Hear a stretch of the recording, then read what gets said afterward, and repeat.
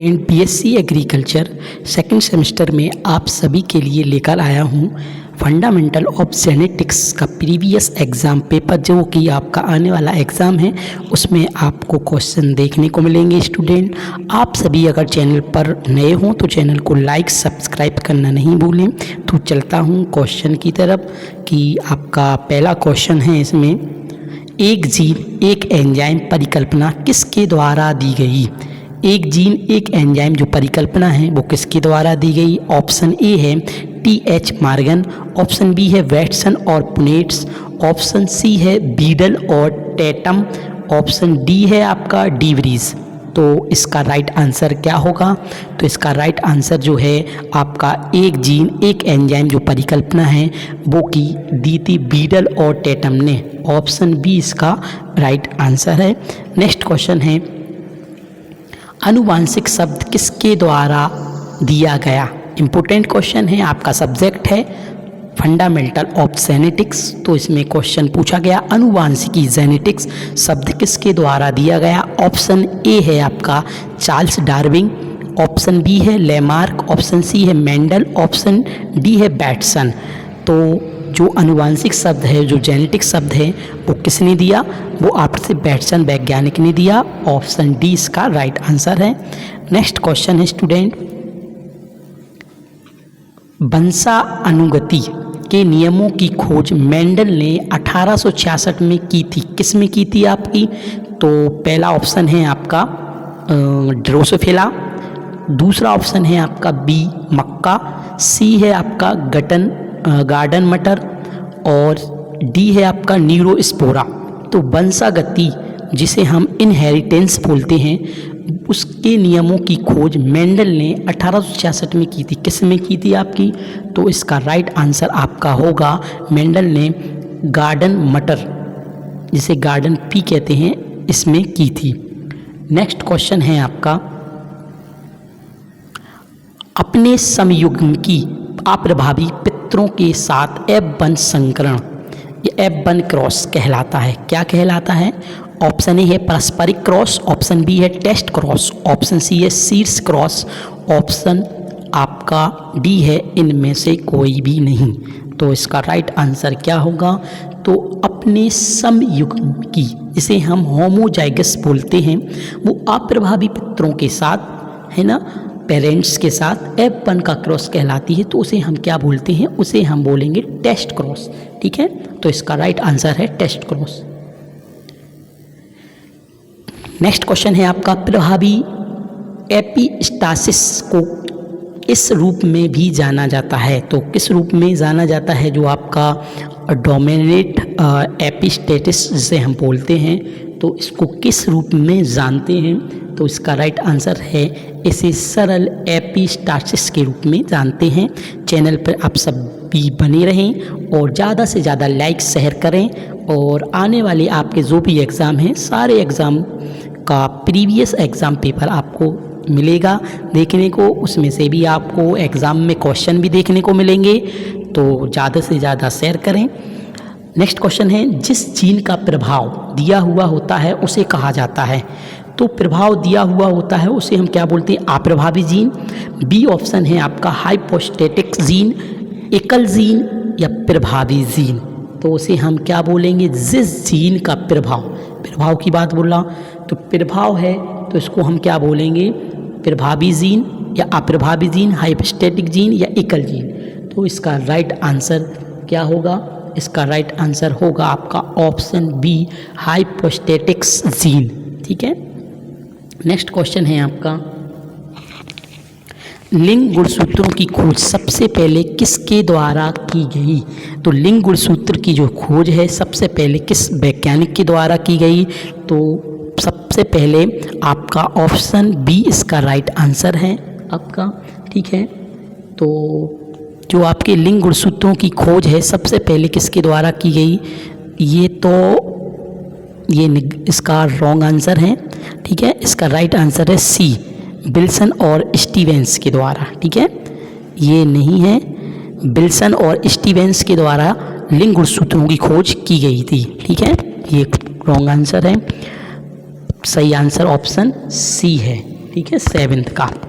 Next question है, लिंग गुणसूत्रों को इन नामों से भी जाना जाता है। तो लिंग गुणसूत्र होते हैं जो, उनको और किस नाम से जानते हैं? तो लिंग गुणसूत्रों को हम एलोसोम के नाम से जानते हैं। किसके नाम से जानते हैं? इसका बी ऑप्शन इसको राइट है। नेक्स्ट क्वेश्चन है, लिंग निर्धारण का जेनेरिक संतुलन किसके द्वारा प्रस्तावित किया गया था? लिंग निर्धारण का जेनिक संतुलन किसके द्वारा प्रस्तावित किया गया था? ऑप्शन ए है आपका मैकलुंग, ऑप्शन बी है मार्गन, ऑप्शन सी है आपका ब्रिज, ठीक है, और ऑप्शन डी है आपका बैटसन और पुनेट्स। तो इसका राइट आंसर क्या होगा? तो इसका राइट आंसर आपका होगा ब्रिज के द्वारा किया गया था। लिंग निर्धारण जेनिक संतुलन ब्रिज के द्वारा किया गया था। नेक्स्ट क्वेश्चन है आपका, बार बॉडीज को इस नाम से भी जाना जाता है। बार बॉडीज है जो, उसको और किस नाम से जानते हैं हम? तो बार बॉडीज को हम, इसका है आपका सेक्स क्रोमेटिन, ठीक है, सेक्स क्रोमेटिन के नाम से भी बार बॉडीज को जाना जाता है। नेक्स्ट क्वेश्चन है, सेक्स लिंक्ड जीन्स स्थित हैं तो किसमें होते हैं? ऑप्शन ए है एक्स गुणसूत्र पर, ऑप्शन बी है आपका वाई गुणसूत्र पर, ऑप्शन सी है ऑटोसोम पर, और ऑप्शन डी है आपका उपयुक्त में से सभी। तो इसका राइट आंसर क्या होगा? इसका राइट आंसर होगा जो सेक्स लिंक्ड जीन होते हैं वो एक्स गुणसूत्र पर क्या होते हैं? उपस्थित होते हैं। नेक्स्ट क्वेश्चन है आपका, हॉलेंड्रिक जीन उपस्थित होता है। हॉलेंड्रिक जीन जो है आपका किस पर उपस्थित होता है? ऑप्शन ए है एक्स गुणसूत्र पर, ऑप्शन बी है आपका वाई गुणसूत्र पर, ऑप्शन सी है ऑटोसोम पर, और ऑप्शन डी है उपरोक्त में से सभी।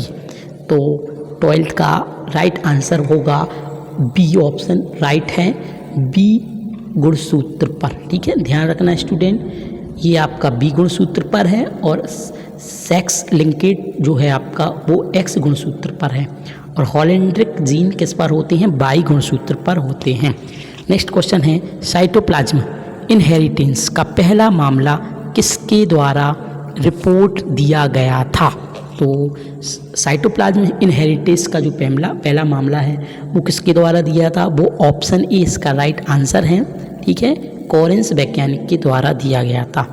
नेक्स्ट क्वेश्चन है, साइटोप्लाज्मिक जीन पाए जाते हैं। साइटोप्लाज्मिक जो जीन हैं वो कहाँ पाए जाते हैं? ऑप्शन ए है माइटोकॉन्ड्रिया, ऑप्शन बी है क्लोरोप्लास्ट, ऑप्शन सी है ए बी दोनों, और ऑप्शन डी है कोई भी नहीं। तो इसका राइट आंसर क्या होगा? इसका राइट आंसर होगा ऑप्शन सी, इसका राइट होगा, माइटोकॉन्ड्रिया और क्लोरोप्लास्ट दोनों पर साइटोप्लाज्मिक जीन क्या है?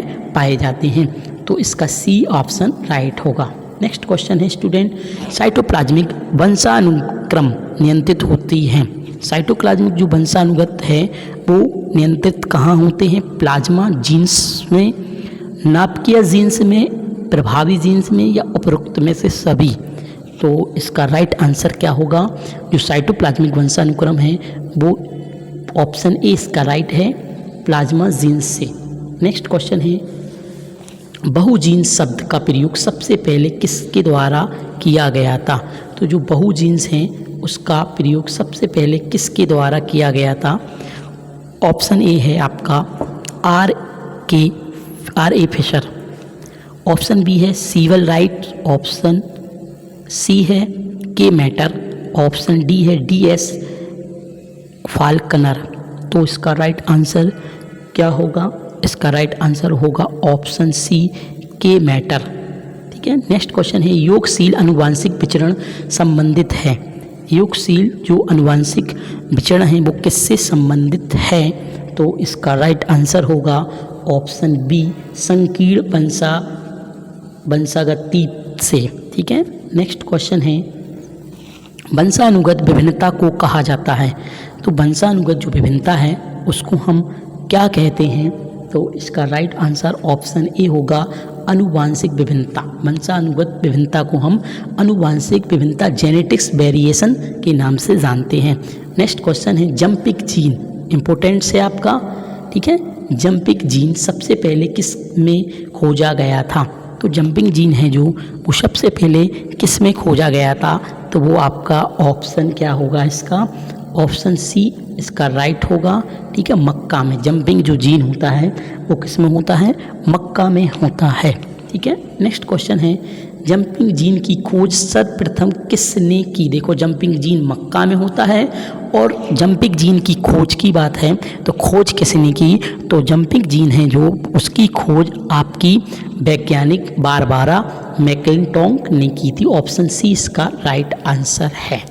नेक्स्ट क्वेश्चन है सर्वप्रथम मनुष्य में ए बी रक्त समूह किसने खोजा।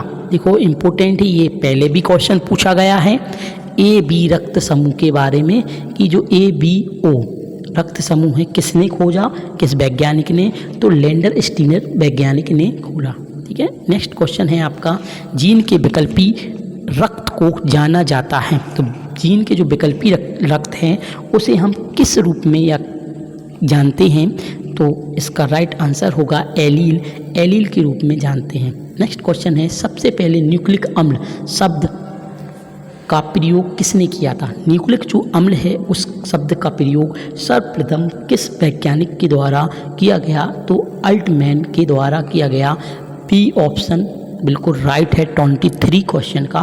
नेक्स्ट क्वेश्चन है आपका डीएनए एक पॉलीमर है, तो डीएनए एक पॉलीमर है एमिनो अम्ल का, न्यूक्लियोटाइड्स का, ये न्यूक्लियोसाइड्स का, या उपयुक्त में से कोई भी नहीं। तो इसका राइट आंसर न्यूक्लियोटाइड्स जो है आपके डीएनए का पॉलीमर होता है। नेक्स्ट क्वेश्चन है आपका डीएनए का हेलिक्स मॉडल किसने दिया। देखो डीएनए का जो हेलिक्स मॉडल की बात कर रहा हूँ, डीएनए का हेलिक्स मॉडल किसके द्वारा दिया गया, तो डीएनए का जो हेलिक्स मॉडल है आप सभी जानते हैं वाटसन एवं क्रिक के द्वारा दिया गया। ठीक है, नेक्स्ट क्वेश्चन है आपका डीएनए अनुवांशिक पदार्थ है, सबसे पहले किसने खोजा। तो डीएनए एक अनुवांशिक पदार्थ है, जेनेटिक्स आपका मटेरियल्स है, सर्वप्रथम किसने खोजा, तो ऑप्शन बी इसका राइट होगा, हर्ष एवं चेंज ने खोजा। नेक्स्ट क्वेश्चन है आरएफएलपी। ठीक है, आरएफएलपी का रिस्ट्रक्शन फ्रेगमेंट लेंथ पॉलीमरेज, ठीक है, तकनीक मूल रूप से किसके द्वारा विकसित की गई। ठीक है, तो ये तकनीक है किसके द्वारा विकसित की गई, इसका राइट आंसर होगा आपका, ठीक है, जेम्ब्यू और वॉश के द्वारा। ऑप्शन ए इसका राइट होगा। नेक्स्ट है मनुष्य में जीन क्रिया का सर्वप्रथम किसने अध्ययन किया। मनुष्य में जीन क्रिया का जो सर्वप्रथम अध्ययन है वो किसने किया, गेरार्ड ने। ऑप्शन ए इसका राइट होगा। नेक्स्ट क्वेश्चन है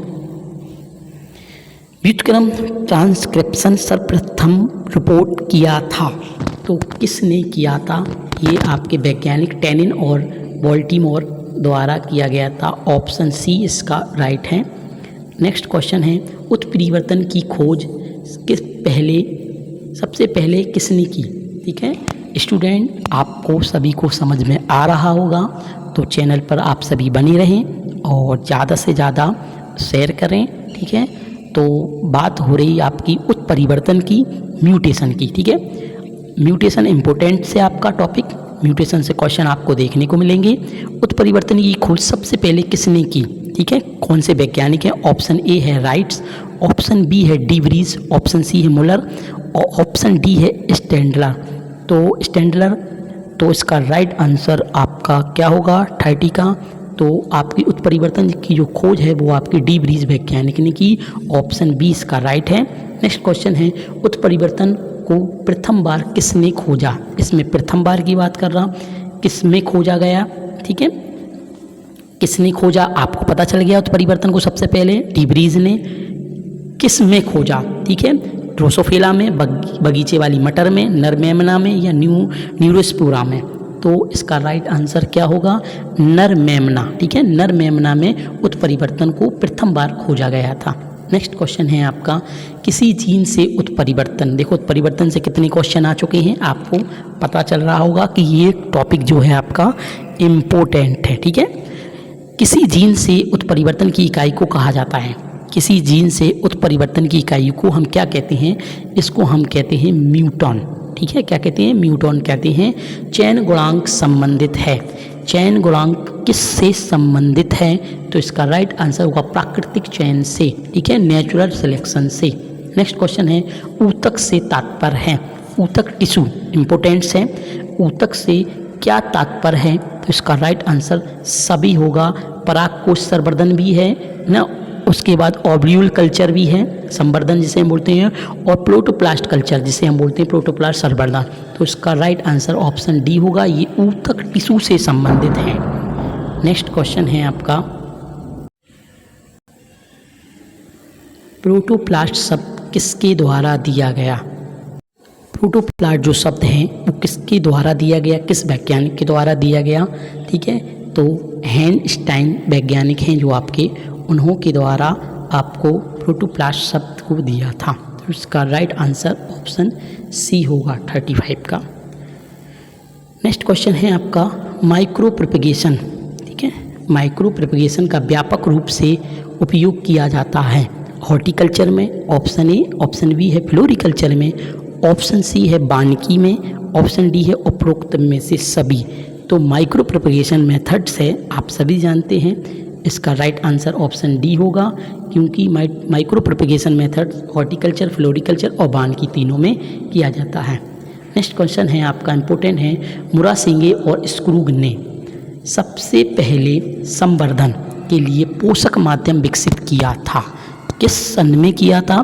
तो इसका राइट आंसर होगा आपका 1962 में। ठीक है, नेक्स्ट क्वेश्चन है केंद्रक की खोज सबसे पहले किसने की? ये पहले भी हम क्वेश्चन रिपीट हो चुका है, पहले एग्जाम पेपर में आया था। तो केंद्रक की जो खोज है वो सबसे पहले किस वैज्ञानिक ने की थी? तो रॉबर्ट ब्राउन वैज्ञानिक ने की थी, इसका बी ऑप्शन राइट है। नेक्स्ट क्वेश्चन है स्ट्रोम और ग्रेना किसके भाग हैं? स्ट्रोम और जो ग्रेना हैं वो किसके भाग हैं? तो ये क्लोरोप्लास्ट के भाग हैं, किसके हैं? ऑप्शन ए इसका राइट है।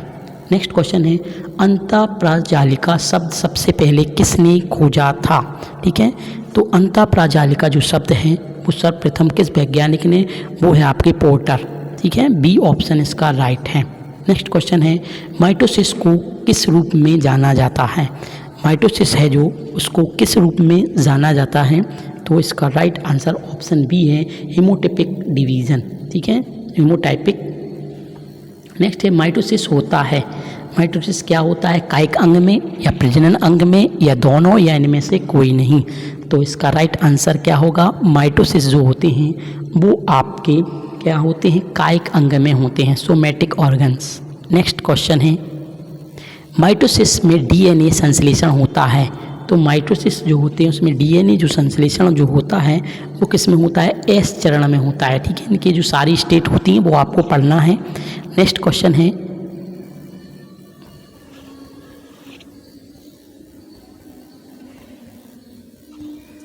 माइटोसिस किस चरण में होता है? एस चरण में होता है। नेक्स्ट क्वेश्चन है आपका अर्धसूत्री विभाजन ने सिनेप्टोमिनेमल कॉम्प्लेक्स विकसित होता है, वो किस में होता है आपका? है ना, सिनेप्टोनेमल जो कॉम्प्लेक्स है वो काय में विकसित होता है आपका? तो इसका राइट आंसर आपका होगा ऑप्शन बी जाइगोटीन के दौरान। ठीक है, नेक्स्ट क्वेश्चन है गुणसूत्र में सेंट्रोमियर का मध्य में पाया जाना कहलाता है।